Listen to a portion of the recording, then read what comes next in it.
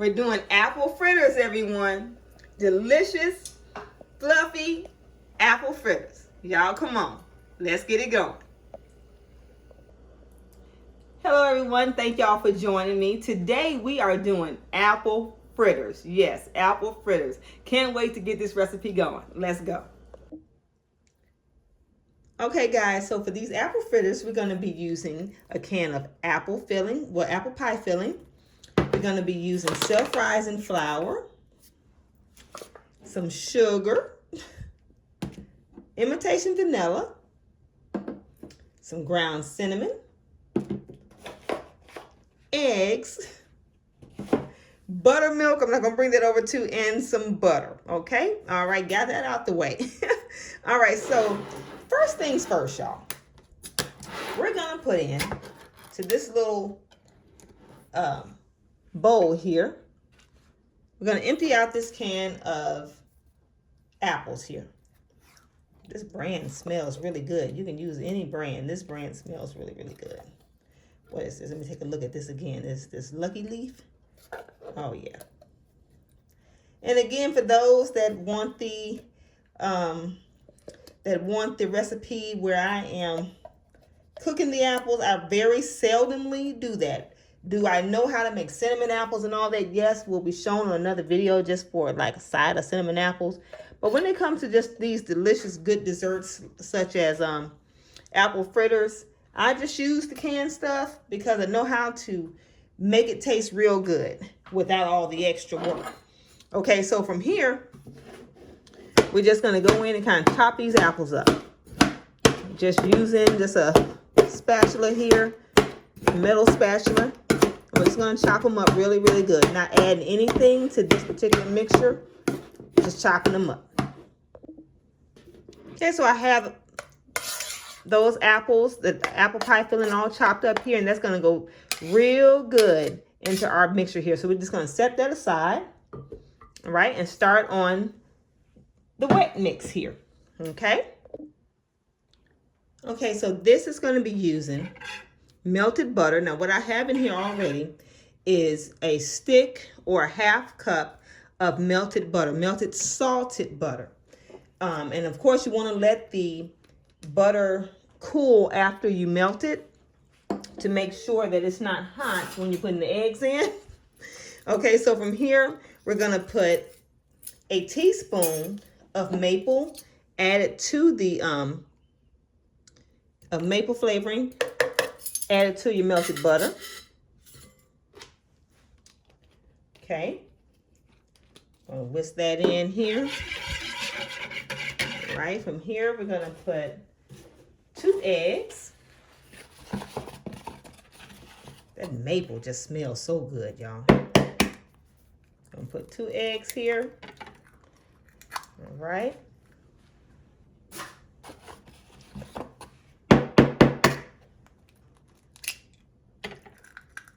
Okay. Oh, get my arm here. Okay, get that all whisked in real good. Right. Again, want to make sure that butter is not hot. Melted, but not hot. Okay. And now, so we're going to go in and pour about 3/4 cup of buttermilk. Now, we might go a little bit higher than that, but I'm starting off with that for now. About 3/4 cup now. If it goes up higher, I will definitely have that in the description here. But that's what we're starting with. All right. Yes, yes, yes. All right, so from here, now we're not going to use all of the apple filling here. We're just going to scoop out, should I measure this here? Well, I can pretty much eyeball it and let you all know. This is going to be about a full cup to about 1.5 cups of apples that I'm going to put in here right now. Okay. Get this out the way here. All right, kind of mix this in here. Oh, that's gonna come along so good. Ooh. Smelling good and already looking good. Smelling good and looking good. Okay, so I'm gonna put a little bit more, just a little bit more.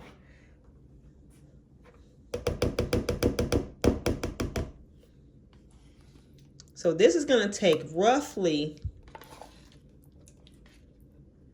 the can here. You know what? Let's just simplify it. We're gonna put the whole thing in here. We're gonna simplify it. Make it real easy. Right? So we're gonna use the whole can of chopped apples I just put in here. That is perfect. All right, so we're gonna get that mixed in and we're gonna work on the dry ingredients. Okay, so in a separate bowl here, y'all, and these are so good now. They are so easy and so good. We're gonna be putting 1 3/4 cup of self-rising flour. You can use any brand you like. I prefer Gold Medal. Somebody just mentioned to me about White Lily, and I get a lot of comments about White Lily. I'm gonna have to try that, but I'll wait till all my Gold Medal is gone. What kind do you all like? 'Cause I just love Gold Medal flour. Okay, again, this is 1 3/4 cup. Now I'm using a 1/2 cup measurement because my full cup measurement is sitting over there. I hadn't washed out, so I'm using this one here. So that's 1 cup here, and I'm going to go in with 3 more 1/4 cups. So 1 3/4 cup flour. Again, self-rising flour, y'all. Self-rising flour. Getting the camera there. And I like to put it in another bowl instead of putting it in the bowl with the wet mixture, because I like to make sure that all of my cinnamon and salt and everything that I will be putting in here is evenly distributed throughout the flour first. Just makes it turn out much better for me. Okay, so from here, I'm going to be putting in 1/3 cup of sugar. 1/3 cup sugar here. Okay, I'm going to be putting in a teaspoon. No, I'm sorry, not a teaspoon. A 1/4 teaspoon. 1/4 teaspoon of cinnamon here. And we're going to be putting in about 1/2 teaspoon of salt. Even though we're using salted butter, I still like to put in about 1/2 teaspoon of salt. It just helps to give it a really, really good balance. Okay, so I'm just going to use my little measuring spoon right here and just stir all that in here. All right, so from here, we're going to begin to add slowly. Slowly, we're going to add in the flour mixture to the wet mixture that contains the apples here. All right, y'all, it's so gloomy here in Memphis today. How's y'all's weather where y'all at? I did another video where it was so nice out, and I think I spoke too soon because it is very, very gloomy today. All right, so I'm doing some apple fritters to brighten my day. All right, so we're gonna mix this on in here. Like I said, little bit by little bit, because you want to make sure all the flour mixture is incorporated all the way. There are no pieces of flour that is not mixed properly. And that's another reason why I put all the salt and sugar and cinnamon into the flour mixture first and then add it here, because of course you're not using a mixer or anything for this. Okay, so we're going to put in a little bit more here. And we're just going to get this all mixed in little bit by little bit until it is all in here and you don't see any flour just hanging out, hanging out by itself. All right, I'm going to finish mixing the rest in. All right, and I'll be right back with you. All right, so we're getting this all mixed in. This is about the consistency that you want. It's not too thick. It's not too thin. See how it's barely coming off of there. It will eventually fall off. And that's about how you want it there. And I just want to take this time also to thank all those that have sent me gifts through my little super gifts little link on my page. It's so unexpected that anyone would send me something just for showing the recipes that I just really love to show. But thank you all for all of you all who have done that. You did not have to do that. And I just want to thank you. It just melts my heart to know that you have so many people out there so giving. So again, thank you much. You've really made my day. Thank you. All right. So here we're going to let this sit just a little while. Just a little while. I'm going to put it in the refrigerator actually.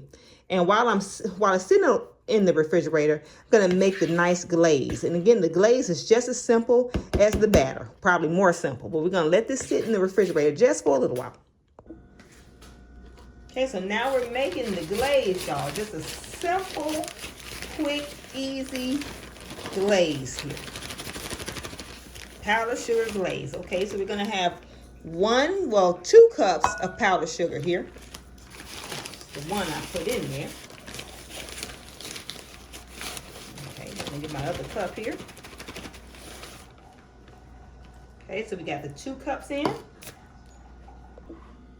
Okay, we're gonna go in with about a 1/4 cup, just regular milk here. Now you can use evaporated milk, 2% whole milk, whatever kind of milk you like, really. I'm using 2% milk today, and that's gonna work out good for me. Okay, so from there, we're gonna go ahead and put in 1 teaspoon of imitation vanilla here.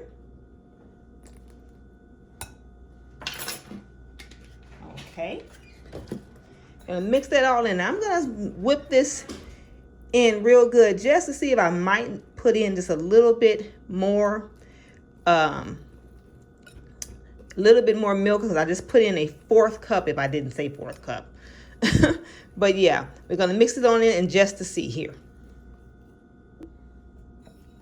Okay, so I added 1 more teaspoon of vanilla, of the imitation vanilla. So this recipe is going to call for 2 teaspoons, and that is looking perfect. This is the absolute perfect color and consistency with that milk that I'm looking for. Cannot wait to fry these delicious fritters up and dip it over in this delicious glaze. All right, let's do it. Okay, with scooping it here, I tend to put it on like a long handle spoon, kind of like a wooden spoon here. I'll show you about right here. Okay, if that was a good enough show, because I'm filming by myself, so it's only me in here. Okay, so I gotta kind of move quickly. Okay, so I'm gonna just push that off there. And this, you're gonna be frying up close to about 4 of these here apple fritters. Gotta get them all in here and have anybody help me with this camera. You can't really see me scooping, but we're gonna cook them on medium heat. And you're gonna have about 2.5 to 3 tablespoons worth of batter per fritter. Batter per fritter here. So you're gonna get it. You wanna dip it, put it in the grease while it's nice and hot. But you wanna turn it down just a little bit, because you don't want it to cook too fast before the inside is done. So even right now, I can kind of touch a little bit, and I kind of like punch little holes in here just a little bit. That lets me know that the inside is not going to be too gooey when it's time to take them out. Cooking them for about a minute or so on the first side here. Okay, so I just kind of punch little holes in here and let that go. Now this is on like medium heat here. Medium heat. Okay, so get nice and brown. Okay, so now we're gonna flip here. Flip them around, and even when we flip them, we want to turn it down even lower here, because again, we want to get it done. We want to make sure the inside is done before the outside just gets too brown. Okay, so these are going to cook probably about a total of about 3 to about 3.5 minutes total cook time. And when you take them out, when you touch them and you get them out, they're gonna be a little poopy, and they should feel a little soft, but they should harden up. The outside should get real crispy, probably within about 2 to 3 minutes of sitting. If they're hard before you take them out, now they're overcooked. So that's what you don't want. Okay, so this is cooking real good. I got the heat turned down a little bit, between medium to low heat. Okay, so again, like I said, about a total about 3.5 minutes. I'm flipping this back over here till that's nice and brown. You want a good dark color on it before you put that glaze on here. So I'm going to get this out here, and I'm working with one hand here, and I'm just going to bring it over to my little splash guard here, and that fell through. Okay. Okay, so we're going to bring this up here. All right, and like again, they should be pretty soft, kind of very poofy here when you're first getting them out here. And they're going to harden up pretty good. We're going to go ahead and put our next batch in here. Okay, with this next batch here, I'm kind of moving again kind of fast here.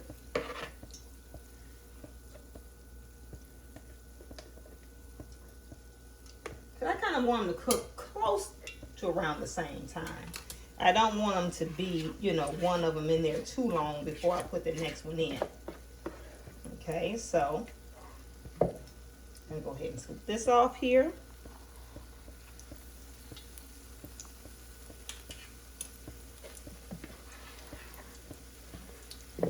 Y'all, these are smelling so good. Smelling so good, looking so good. Wow. Okay, so I should be able to get one more out of here. And because I'm only working with one camera phone, I can't really show you how I'm scraping this here, but you want to get all of it out the bowl here. Okay, and that's my last one here. Okay. Again, we're going to go ahead and let those cook down, because the other ones that are already sitting over here, they've been sitting over here now for about, I want to say about a minute. So they're still really nice and hot. You want them still hot when you dip them into the glaze, but you don't want them like fresh out the grease hot. You don't want them quite that hot. Okay, so we're going to go ahead and finish cooking these down. Again, these are cooking on medium heat, because if you cook them too slowly, they could be a little greasy. So you want to cook them at a decent enough heat where it cooks it without burning, but also cooks it without making them greasy. Because if it's like, again, if it's cooking on too low of heat, and it's roughly about 350 degrees, but as you turn it, the grease should drop lower than that. But I don't cook with a thermometer. I just kind of eyeball to feel the heat. Okay, so like even right here, I'm like kind of pressing the top here. So I know that when I turn it, it's already going to be so good and cooked that it won't have to cook long on the other side, because so much of that is already cooked just from the steam. Okay? Okay, so that's nice and bubbling on top. So now I know I can flip it here, and it won't be too, oh God, it's such a beautiful golden color on that fritter here. Okay, so I'm going to flip here. Some of it may come off in here. That's no big deal. Okay, we're going to continue to flip and flip here. And it's going to cook for about a minute to about a minute and a half on the other side. Gonna turn out so good, y'all. These fritters are so good. Again, you got to cook it where it's not too high. You want to cook it good, but you got to make sure that the center that's supposed to be nice and fluffy is done. You want it nice and fluffy. You don't want it nice and gooey on these good fritters. Okay, about another minute or so, and these will be done. All right, so this second batch is done, y'all. Again, it's supposed to be kind of nice and soft when taking them out. I'm just going to add it right over here. Nice and soft when taking them out because they're going to crisp up and harden as they sit. Right? So delicious. Okay. All right, we're gonna get ready to glaze these beautiful apple fritters now. They're not too beautiful now, but fritters are not supposed to look pretty at all, especially when they come out the grease. The prettiness and that look that makes you want to just dig into them comes after the glaze. Okay, so I'm getting ready to glaze them here. So again, I'm just gonna move this here. You've already seen how they look before we glaze. So I'm just going to take them because they're still nice and hot, which they're supposed to be nice and hot here. Okay, and I'm just going to kind of flip around here. Okay, and just lay it on. Again, these are for my family, so I'm just using my hands. And they don't mind. They don't mind. So yeah, they're still nice and hot. And I'm just going to lay them over here. Now, if you have, I think I've said this before in another video, if you have a wire rack, of course, that's best to use. I don't have one, so I'm just using one of my splash guards here and just laying them across here. All right. Gonna finish this up. Oh, boy. Nice. You want to coat it real good, because it's going to seep all into those nooks and crannies. You can always kind of see how it's already coming along here. Okay, I'm going to go ahead and finish this up here. All right, y'all, that's it. They turned out so good. They turned out delicious, y'all. They turned out delicious. These apple fritters are on point. Now, y'all know I got to take a little bite here. I got to take a little bite. Ooh, Lord, look at that, y'all. Look at that. Ooh, Lord.